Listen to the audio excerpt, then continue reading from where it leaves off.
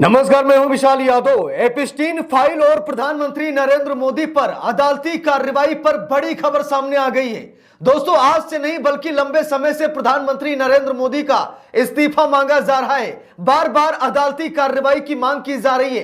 कई बार कहा गया कि प्रधानमंत्री नरेंद्र मोदी पर बैन लगा दीजिए कम से कम 6 साल के लिए। प्रधानमंत्री नरेंद्र मोदी अयोग्य है, प्रधानमंत्री नरेंद्र मोदी कोई चुनाव न लड़ पाए, प्रधानमंत्री नरेंद्र मोदी आदर्श आचार संहिता का उल्लंघन करते हैं। ठीक है, कई बार मामला हाई कोर्ट, सुप्रीम कोर्ट में गया, एक बार मामला इलाहाबाद हाई कोर्ट में गया था, जहां पर यह मांग की गई थी कि प्रधानमंत्री नरेंद्र मोदी की सांसदी को अयोग्य ठहरा दीजिए। बनारस का चुनाव प्रधानमंत्री नरेंद्र मोदी ने रसूख के बल पर जीता है, इसीलिए निर्वाचन रद्द कर दिया जाए और फिर से बनारस का चुनाव कराया जाए। लेकिन आज एपिस्टीन फाइल के खुलासे ने कहीं ना कहीं प्रधानमंत्री नरेंद्र मोदी पर संकट के बादल लाद दिए हैं। दोस्तों, बात यह है कि हम लोगों को मालूम है कि एपिस्टीन फाइल में प्रधानमंत्री नरेंद्र मोदी का नाम आया है। हम सभी लोगों को मालूम है कि देश के बड़े बड़े उद्योगपतियों का नाम आया है, फिल्म इंडस्ट्री के लोगों का नाम आया है, नाम कारोबारियों का आया है और नाम बड़े बड़े नेताओं का आया है, जिसमें प्रधानमंत्री नरेंद्र मोदी, जो कि देश के सबसे बड़े नेता हैं, उनका नाम एपिस्टीन फाइल में आया है। अब कर्मकांड क्या किया है, ये तो भाई जब पूरी फाइल खुलेगी तभी पता चलेगा। अभी तो ऐसा ही लग रहा है कि कर्मकांड में मोदी जी का नाम नहीं है, बस संपर्क हुआ है जेफरी एपिस्टीन से, और संपर्क हरदीप सिंह पुरी यानी कि मोदी जी के मंत्री के माध्यम से हुआ है, जो भी संपर्क हुए हैं। तो इसी बात को लेकर के हरदीप सिंह पुरी का इस्तीफा मांगा जा रहा है। सड़क से लेकर संसद तक विपक्ष हरदीप सिंह पुरी का इस्तीफा चाहता है। प्रधानमंत्री नरेंद्र मोदी भी लपेटे में आ गए, लेकिन अदालती कार्रवाई प्रधानमंत्री नरेंद्र मोदी को कहीं न कहीं बहुत परेशान कर रही है। अभी हाल ही में प्रधानमंत्री नरेंद्र मोदी के खिलाफ एक याचिका दायर की गई थी दिल्ली हाई कोर्ट में। यह मांग की गई थी कि पीएम मोदी पर 6 साल का बैन लगा दीजिए, प्रधानमंत्री नरेंद्र मोदी कोई चुनाव ना लड़ पाए। देखिए, लिखा भी आज तक के हवाले से रिपोर्ट है, लिखा है पीएम मोदी पर 6 साल बैन की मांग वाली याचिका खारिज। हाई कोर्ट ने कहा कि चुनाव आयोग को आदेश नहीं दे सकते। आरोप यह लगा था कि प्रधानमंत्री नरेंद्र मोदी चुनाव प्रचार के दौरान जातिवाद करते हैं, यानी कि जात के नाम पर वोट मांगते हैं।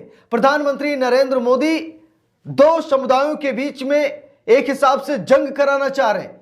प्रधानमंत्री नरेंद्र मोदी धार्मिक मुद्दों पर चुनाव लड़ना चाह रहे हैं, यानी कि कई ऐसी शिकायतें दिल्ली हाई कोर्ट से की गई थी, लेकिन दिल्ली हाई कोर्ट ने कहा कि नहीं नहीं, हम प्रधानमंत्री नरेंद्र मोदी पर बैन नहीं लगा सकते, 6 साल के लिए बैन नहीं लगा सकते।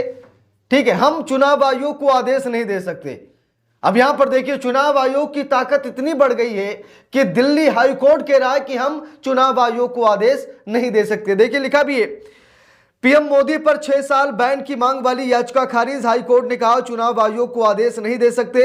एडवोकेट आनंद एस जोंधले द्वारा दायर याचिका में प्रधानमंत्री को 6 साल की अवधि के लिए चुनाव लड़ने से अयोग्य घोषित करने की मांग की गई थी। आनंद ने अपनी याचिका में कहा था कि पीएम नरेंद्र मोदी ने 6 अप्रैल को उत्तर प्रदेश के पीलीभीत में एक चुनावी रैली के दौरान हिंदू देवताओं और सिख गुरुओं का जिक्र किया था, जो उन्हें नहीं करना चाहिए था। बात यही तक नहीं है, बल्कि एक मामला इलाहाबाद हाई कोर्ट भी गया था, जहां पर प्रधानमंत्री नरेंद्र मोदी की सांसदी को चैलेंज किया गया था। यह मांग की गई थी कि प्रधानमंत्री नरेंद्र मोदी को तुरंत उन्हें उनका निर्वाचन रद्द कर दिया जाए और बनारस का चुनाव फिर से कराया जाए। देखिए, लिखा भी है पीएम नरेंद्र मोदी के खिलाफ संत पहुंचा इलाहाबाद हाई कोर्ट, लगाई इलेक्शन पिटीशन। क्या हवाला दिया, यह दिलचस्प है, इसे जरूर देखिएगा। लिखा भी है याचिकाकर्ता विजय नंदन ने अपने केस की पैरवी के लिए फिलहाल कोई वकील नियुक्त नहीं किया है। अदालत में अपने केस की पैरवी वो खुद करेंगे। दोस्तों, बात यह है कि जो याचिकाकर्ता है विजय नंदन, ये एक संत है, मध्य प्रदेश के रहने वाले थे। ये क्या है कि प्रधानमंत्री नरेंद्र मोदी के अगेंस्ट लोकसभा का चुनाव लड़ना चाहते थे, लेकिन इनका नामांकन रद्द कर दिया गया, कोई कारण भी नहीं बताया गया, यानी कि इनका पर्चा एक्सेप्ट ही नहीं किया गया और ये चुनाव नहीं लड़ पाए। इसीलिए इन्होंने इलाहाबाद हाई कोर्ट का दरवाजा खटखटाया। इन्होंने ये मांग की कि भाई निर्वाचन रद्द कर दिया जाए, क्योंकि कोई भी व्यक्ति फॉर्म भर सकता है, चुनाव लड़ सकता है, ठीक है, कोई पाबंदी तो है नहीं ऐसी खास। लेकिन मैं नरेंद्र मोदी के खिलाफ चुनाव लड़ रहा था, इसीलिए चुनाव आयोग ने हमें चुनाव लड़ने नहीं दिया, हमारा नामांकन रद्द कर दिया। इसीलिए मैं ये मांग करता हूं कि बनारस की सांसदी को रद्द कर दिया जाए, निर्वाचन रद्द कर दिया जाए और फिर से चुनाव कराया जाए ताकि चुनाव निष्पक्ष हो सके। विजय नंदन ने क्या क्या आरोप लगाया है यहां पर देखिए लिखा है। विजय नंदन की इस याचिका में कहा गया है कि प्रधानमंत्री नरेंद्र मोदी के रसूख के चलते उनका नामांकन खारिज कर दिया गया।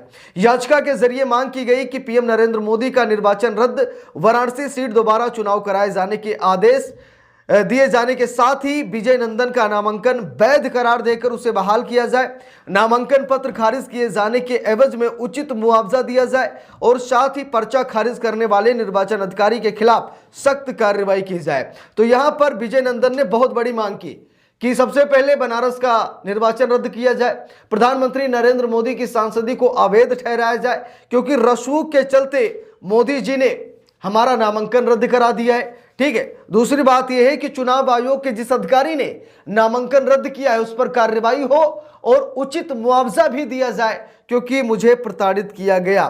देखिए यहां पर लिखा भी है खबर में, नामांकन दाखिल करने वाले विजय नंदन मध्य प्रदेश के सिवनी जिले के रहने वाले हैं, वो संत भी हैं और जूना अखाड़े से जुड़े हुए भी हैं। विजय नंदन का आरोप है कि उनका पर्चा मनमाने तरीके से खारिज किया गया है, उनके नामांकन पत्र में कोई गलती नहीं थी, वाराणसी सीट पर निष्पक्ष चुनाव नहीं हुआ। तो यहां पर देखिए साफ साफ विजय नंदन ने कहा कि बनारस की सीट पर निष्पक्ष चुनाव नहीं हुआ, प्रधानमंत्री नरेंद्र मोदी ने रसूख के चलते चुनाव जीता है और लिखा भी है, हाल ही में हुए लोकसभा चुनाव में वाराणसी सीट से सांसद निर्वाचित हुए प्रधानमंत्री नरेंद्र मोदी के निर्वाचन को इलाहाबाद हाई कोर्ट में चुनौती दी गई है। पीएम नरेंद्र मोदी के खिलाफ इलेक्शन पिटीशन दाखिल कर उनके निर्वाचन को रद्द किए जाने की अपील की गई है। ये इलेक्शन पिटीशन पीएम मोदी के खिलाफ नामांकन करने वाले मध्य प्रदेश के विजय नंदन की ओर से दाखिल की गई है। निर्वाचन अधिकारी ने नामांकन पत्रों की जांच के बाद विजय नंदन का पर्चा खारिज कर दिया था। चुनाव याचिका के जरिए पीएम मोदी का निर्वाचन रद्द कर वाराणसी सीट पर नए सिरे से चुनाव कराने की यह मांग की गई थी, लेकिन मांग पूरी नहीं हुई क्योंकि इलाहाबाद हाई कोर्ट ने याचिका को खारिज कर दिया। इलाहाबाद हाई कोर्ट ने कहा कि जाइए हम कोई फैसला इस पर नहीं सुना सकते, यानी कि याचिका को खारिज कर दिया क्योंकि स्वाभाविक है भाई, प्रधानमंत्री नरेंद्र मोदी से जुड़ा हुआ मामला है, सीधे प्रधानमंत्री नरेंद्र मोदी से कौन लोहा लेना चाहेगा। इसीलिए शायद इलाहाबाद हाई कोर्ट ने कहा नहीं ऐसा नहीं है, जबकि आरोप बहुत बड़े लगे।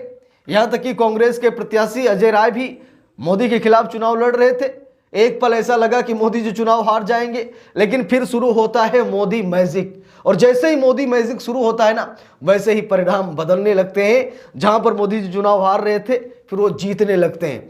तो यानी कि ये सब कुछ चमत्कार था या बेईमानी थी, धांधली थी या निष्पक्षता थी, ईमानदारी थी, भाई बिना जांच के कुछ पता नहीं चलेगा। तो इस पूरे मामले पर आप लोगों की क्या राय है कमेंट करके जरूर बताइएगा। वीडियो को लाइक शेयर, अगर चैनल पर नए हैं सब्सक्राइब करके सपोर्ट कीजिएगा। मिलते हैं दूसरी वीडियो में, तब तक के लिए बहुत बहुत धन्यवाद।